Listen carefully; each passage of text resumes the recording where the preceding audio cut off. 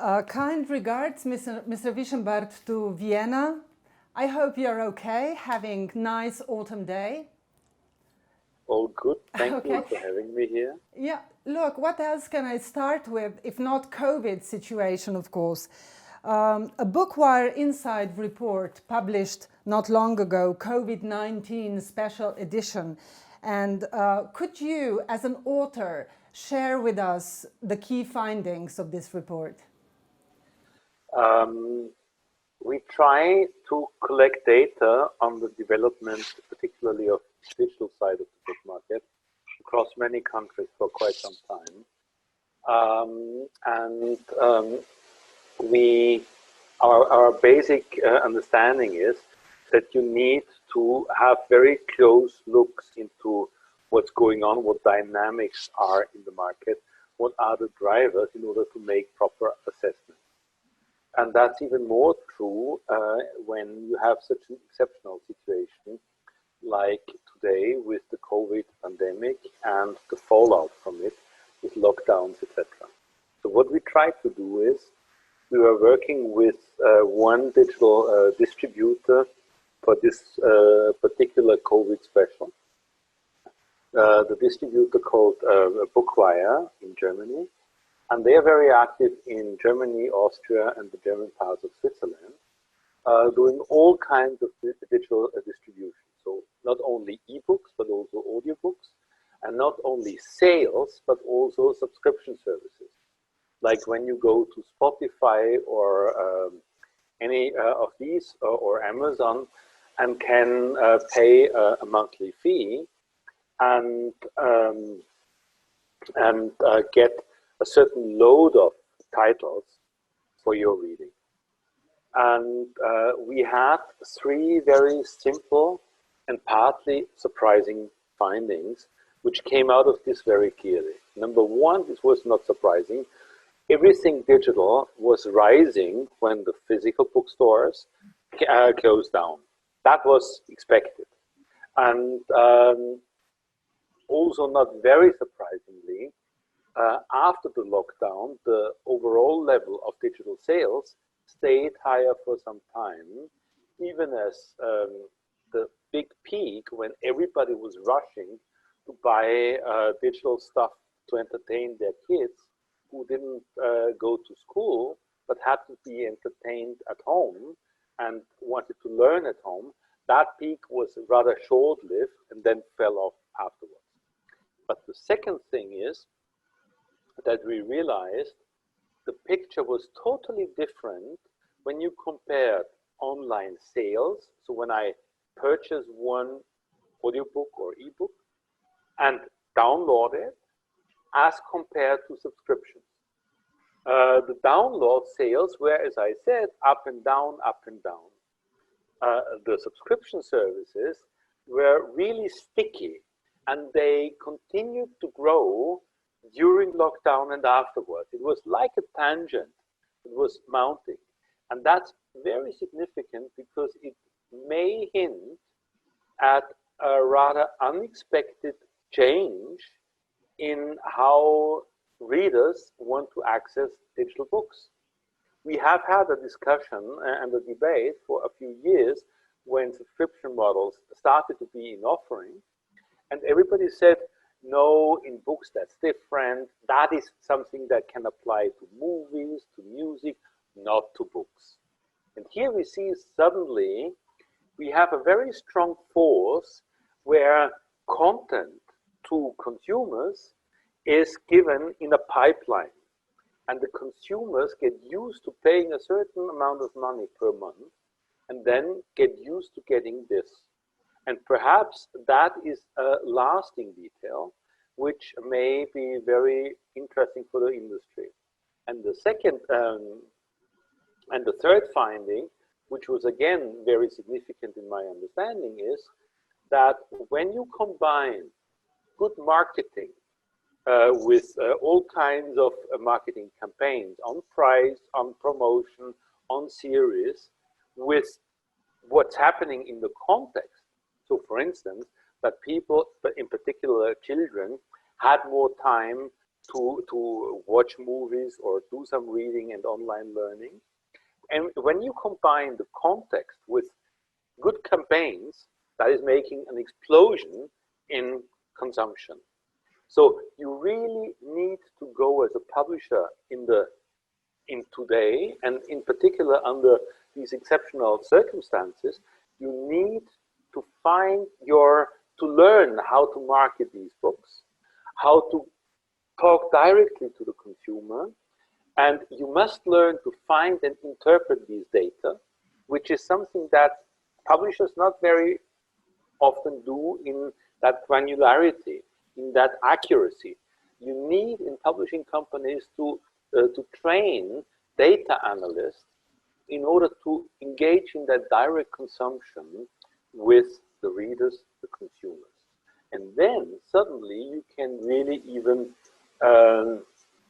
transition in very difficult times fairly well in a fairly stable economic environment. Mm-hmm. So you are saying very important findings actually, but how do they fit within, let's say, German language publishing environment? I mean, it seems that there are obviously a lot of problems. I mean, the Frankfurt Book Fair is not there. I mean, it's being digital. I believe also that there's no publishers forum this year, not because of COVID, but it's just not happening. And that was important platform for publishers where they could debate issues, as you were mentioning just now. So if German language publishers are actually reconsidering its new approaches and with the current what the current operating mode is, would you say it is hope or it is pessimism? I guess, if you allow, I would take out the notion of specifics on the German language market. That's much less relevant from what you would expect. We are in the preparation of a big digital conference, Reboot Books, Business and Reading. And in order to prepare for this Reboot conference, we just carried out 4 different workshops with people from Argentina to Germany, from New York to Greece, from India to Spain and Italy. Slovenia, probably? I'm sorry? Slovenia, From probably. Slovenia, yes, of course.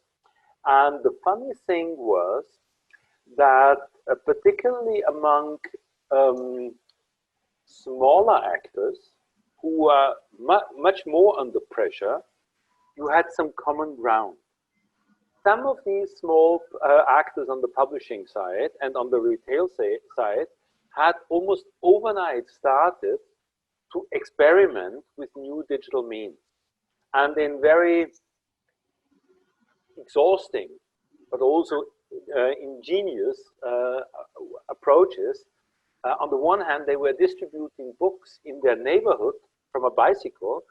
At the same time, they understood that they had to improve their web presence in order to connect again with their audiences who were stuck at home in the lockdown. Yeah? And suddenly, the digital and the physical, the neighborhood and the internet were forming one thing. And that found a number of enthusiastic winners across all the different territories and markets, and where some very similar experiences have been reported in our Reboot conversations between the small people and the few selected large corporations like Thalia, the leading book retail chain in Germany, which already before the lockdown had started to invest heavily and train their staff heavily in omni-channel. So across all the channels, bringing the right things to the consumers. And they realized that making these direct connections and sharing their experiences across markets, across languages, across different companies was helping them very successfully to weather these difficult times. You know Slovenian publishing environment very well. You know the key players as well. Where do you see the opportunities lie for our publishing market? I mean, we are talking about 200,000 potential readers. So basically we are talking about small market. Do you think that our mostly small and also some medium companies are maybe missing out on something? How do you see us? I would highlight two things. One is being such a small market with a few major cities might be a big advantage in one regard, and that is you're very close to your consumers as a publisher, as a retailer. So you really can reach out to them very easily, and you should see that as a benefit. That benefit comes with a certain hardship because, of course, your scale is also small. So you will not sell 100,000 copies of a bestseller. It will be much less. But being so close to your audiences is a big advantage and is even more a big advantage in difficult times.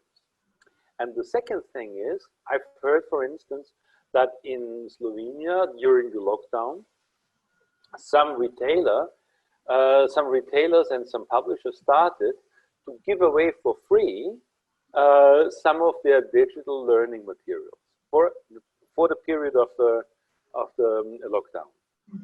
And expectedly, after the lockdown was over, they said, okay, now we charge again. But the overall number of people who stayed subscribed and were prepared now to pay was increasing quite remarkably. So they found new digital users which they had not had before. And yesterday I had a similar conversation with colleagues in Brazil, and Brazil is all different. Yeah, it's a very huge market. It's a southern market. It's an emerging economy with a totally different demographics. And they told me exactly the same thing. When the isolation, how they called it, was starting, some publishers were starting to give away for free digital stuff. And the same happened as in Slovenia. Yeah? So you can learn from each other. That's the second lesson. Try to look around, not only into your own territory, but even as far away as Brazil, you can learn lots of stuff. And they have some comparable experiences and learnings and insights, which allows you to develop faster, because you don't want to reinvent the wheel when you already have cars going on the street. Mm-hmm. Well, as I was saying, you know well Slovenian publishing scene. Do you think they have built a sort of firm international presence? Are they well connected, well aware what is going on in the world publishing industry? Yes and no. On the one hand, yes, very much so, for the simple reason that Slovenian people are very professional and used to travel a lot. I remember in the very old times when there was the first direct flight from Ljubljana to New York, which was not the case for that size of cities in many places. But at the same time, if you look at big platforms like the Frankfurt or London book fairs, you always had a presence of Slovenia. The thing that where I see some room for improvement is to solidify these exchanges, to create networks that really work around the year and where you have an ongoing exchange. And I guess now, with all the shifts to digital, is a very big opportunity in saying we are very, English is a second language for everyone in the industry in Slovenia. We are well connected already, so we have the best, and we are technologically savvy, so we have the best preconditions to make a jump, a positive jump in terms of COVID, and make the best of it. and to improve and strengthen these relations. Mm-hmm. I wonder, where do you see, also because of COVID situation and then wider situations like Amazon, for instance, where do you see the future of small independent publishers? For instance, in the States, there are Book Industry Charitable Foundation and the Booksellers Association. Their aim is to raise millions of dollars trying to help prevent independent publishers from closing. And in Europe, are there any such mechanisms, such unions being formed that would, stop independent publishers from basically losing ground? The first thing is that there are many more small players who have very good and already proven innovative ideas, which in their respective markets, they have found how to work with them. And what is missing is good platforms where I, sitting in Vienna, for instance, can learn about such small best practices in innovation from Spain, from Lithuania, from Germany, from France. That is terribly missing. And I must say, even the big book fairs have not always been very much focused on highlighting that kind of best practices and use cases. So I guess the examples would be there, but we need to become much better and more efficient in sharing the word and the learnings. That would be the biggest challenge. The other thing is, because you speak of millions of dollars versus the small players, you don't need millions of dollars to get very professionally created books produced and distributed. You can do this from your kitchen table and your laptop. Perhaps the kitchen table and the laptop are not the best setup. You may want to become more professional by leaving your kitchen table and by having a good infrastructure, which is really state of the art. But again, that is not costing a lot of money if you do it properly. So you can become very professional with a very limited amount of money as a cost of entry. The thing is, you must really professionalize yourself. And that is, I guess, the critical thing. And then I see a bright future for many, many different small and medium-sized players. Mm-hmm. Thank you so much, Mr. Wischenbart, for all important messages. Have I maybe missed out on something really important that you are thinking about right now and would like to share with us? I think you had all the questions that are required.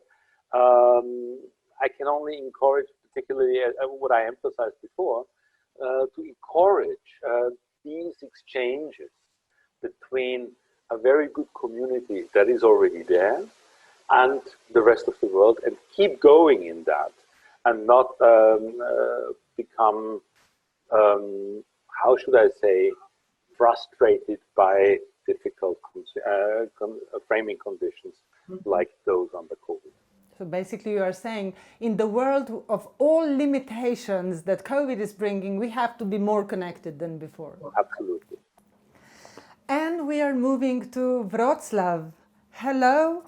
Hello, Mr. Pavel Gorbachevsky. How are you? Hello, good afternoon. I'm fine, thank you. Okay. Pavel, I will start with some very basic things, actually, like maybe for people who are not very much into the e-paper display, maybe for beginning, you could explain to us the basic difference between the usual screen that we look at the whole day and between e-paper display. It's a very good question, actually, because even nowadays, a lot of people, when they encounter the ink technology for the first time, they consider the devices based on these solutions as a black and white tablets or black and white kind of smartphones, which is not exactly true.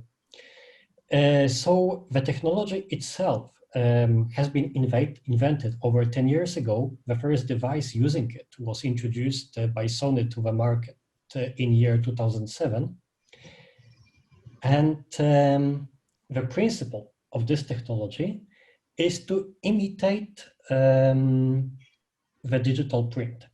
So basically, instead of a liquid crystal or a plasma or another agent that is used in a modern smartphone, a TV, computer displays, and so on, we use electromagnetically charged ink. It may sound a little bit complicated, but exactly the solution we are using is very simple. So if we use the small particles in black and white color that are positively or negatively charged, we can use a magnetic field, a magnets that put these particles on the ink in a particular order, like in the shape of the images, in the shape of the letters. So we can imagine the screen used in most of the ebook readers, the ink screen, as a sheet of paper we can erase and reprint again in a fraction of a second, multiple times. For the simple user, the biggest differences are that the ink screens do not use any backlight. So they still need a reflected light, the same as a sheet of paper or a book. So in the first devices using this technology, we could not read in the darkness or with a limited lighting. So like with a book, we always needed to have at least some kind of a night lamp included.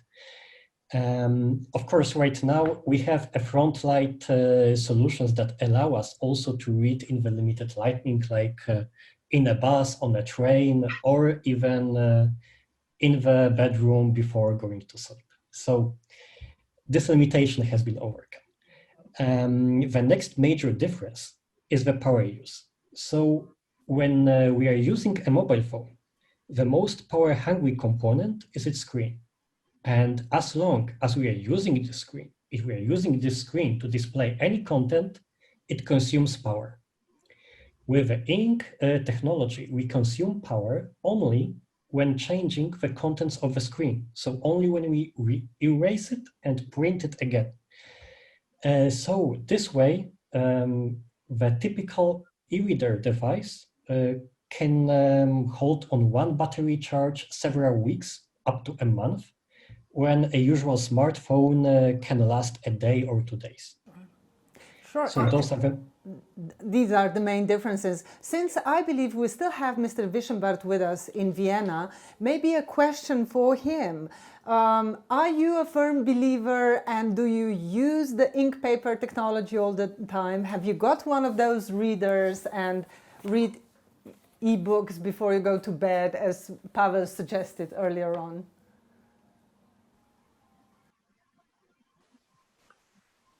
I started with e-ink devices fairly early when they became fairly well available. Right now, I'm reading electronically quite a bit, more on a tablet, because I try to integrate my digital reading into everything else I do on digital devices. But I recently reconsidered to perhaps buy another e-ink device, because for the lightness and some other technical qualities that they have. So for me, that's not a dead technology at all. Of course. Are e-books in Poland, are the prices still quite high? I read of one of your articles, Pavel, not long ago, where you were saying that the book prices, e-book prices, are actually the same level or even more expensive than physical, real books. So that time it was 100% correct. But it was also a time when we had a different value-added tax for both physical books and for digital books. So a digital book, an e-book, was not considered actually a book but a service of displaying a content. So in Poland, the tax office applied a tax, VAT tax of 23% to the ebooks, like for digital services. For ordinary paperback books, it used to be 8%. But since the last year, it's 8% both to digital books and physical books. So let's say that it's not very common right now to find an ebook that is more expensive than a paper book. So mostly they are on similar price level or slightly cheaper. The big difference is only with scientific books. So in scientific content, scientific books, the major part of the price is not like everybody thinks a print, the cost of a print. It's the cost of royalty fees to the authors, because usually there are many authors, license fees, agent fees, and so on. Sometimes even fees for universities. So that's why scientific books are significantly more expensive. And sadly to say, recently scientific publishers in Poland particularly had a very hard time with ensuring copyright protection. So some of the publishers, as I have heard, even are considering going back from ebooks back to printed books, but only for scientific content. The usual fiction literature is booming as an ebook. Well, apart from the scientific content, can you tell us a little bit about digital rights management standards in Poland? That would be interesting to hear. And maybe later on, Mr. Wiszenbart could add something in this regard. Pavel? Yeah, this is actually quite interesting question because at the very beginning, when the whole industry was established, on our market, there was a dominating Adobe DRM system that had a very steep learning curve and a very hard entry point for typical users. So at that time, Adobe didn't do a very good job in localizing their solutions. So in order to use any book, first, everyone would need to establish an Adobe account. That needs to be done on a website all in English, then download the software called Adobe Digital Editions that was available only in English, activate it with the account, then download from the library a small tokens called ISCM or something, activate it with digital Adobe Digital Editions, connect the e-reading device and synchronize it with a computer. So already probably we'll have a headache because of just listening how complicated it was. So in year 2010 or 2011, the market started to see an opportunity that if they abandon this kind of DRM or they remove this kind of obstacle, they have a lot to gain, because they learned that even if the publishers were not supplying ebooks to the market, the audience made an ebooks of their own, mostly by just scanning paper books and putting them online. So it was a waste to leave this kind of customer unserved.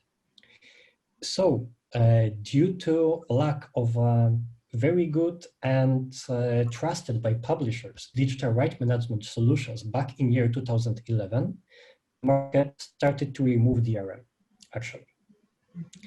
So in year 2011-2012, everyone transferred slowly to watermarking, so-called social DRM. The difference is that this kind of protection, digital right management protection, is not preventive. So it's not going to prevent anyone from breaking copyrights, intentionally or non-intentionally. It only allows to track the owner of a license or the person who has broken the license in case the content gets published in some internet website or in torrents network or in any other place. So the benefit of this is the rapid growth of the ebook market in year 2012-2013. But then after an initial rapid growth, the market became stagnant, really stagnant. And we do not experience much development in the ebook market since at least 6 or 7 years. This is because the lack of a preventive DRM also stopped the development of the market. So it's very easy to buy an ebook and use it anywhere, using any software, any device right now. But at the same time, it is not possible to build a wonderful project as you have built in Slovenia with public libraries. In Poland, public libraries are not allowed, are not capable of lending any kind of content. All the public libraries can do right now is distributing access tokens to subscription services. Mm-hmm. That's it. Mm-hmm. Mr. Wissenbart, maybe you can tell us, is this very specific for Poland, what Mr. Pavel Gorbachevsky was saying, or the other countries are facing similar problems? That's a worldwide issue. Let me be much more simple. Publishers are very bad at making ebooks simple. Yeah? Let me share how I use ebooks. I buy an ebook, it's money. I download it, go in several cases again through all that Adobe DRM thing that Pavel was describing. Then I steal the book for myself. Now, I know it's not legally, it's not stealing, because a private copy, but I take off the DRM and then I save it as my own copy so that I really own it, which is absurd. Yeah? The second example that I can give you to underline what I'm saying is the following. The ebook, the most popular ebook reader, Amazon's Kindle, has been introduced to the market in 2007. In the very same year, just a few months earlier, in 2007, Apple introduced the first iPhone, which was opening the world of smartphones.